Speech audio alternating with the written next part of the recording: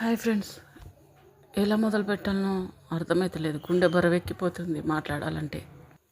ఇంకో మామయ్య కుటుంబం అంటే మా అన్న కొడుకు చిన్న అబ్బాయి ఉన్నాడు చూడండి. అతను బీటెక్ ఫస్ట్ ఇయర్. ఇప్పుడు మొన్న సిలిండర్ ప్రమాదంలో చనిపోవడం జరిగింది. మా అన్నకి చిన్న పిల్లలంటే ఎంత ప్రేమో. చిన్నప్పుడు మాకే చాక్లెట్లు, బిస్కెట్లు, మైసూర్పాకులు కొనిచ్చేవాడు. ఇప్పుడు తనకున్న ఒక్కగానొక్క కొడుకుని దేవుడు దూరం చేసి ఎంత అన్యాయం చేసిండో.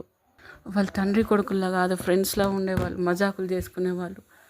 ఒకరి మీద ఒకరు చేతులు వేసుకొని ఫోటోలు దిగేవారు. ఒకరిని విడిచి ఒకరు నిమిషం కూడా ఉండేవాళ్ళు కాదు.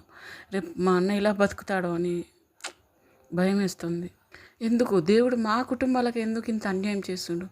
మొత్తం యువకులే, B Tech first year, final year, degree second year, ఎందుకు ఇట్లా అన్యాయం చేస్తుండు మా కుటుంబాలకి? మొత్తం యువకులే.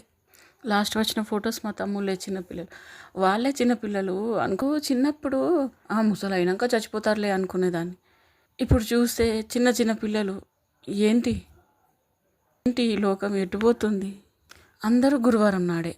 మరి ఏందో మాకు గురువారం వచ్చి రాలేదేం పాడో. గడిచిన 3 సంవత్సరాల్లో 3 పిల్లలంటే తట్టుకోలేకపోతున్నాం. ఆ దేవుడు మా భాస్కర్ అన్నకి ధైర్యం ఇవ్వాలి అని కోరుకుంటున్నాను.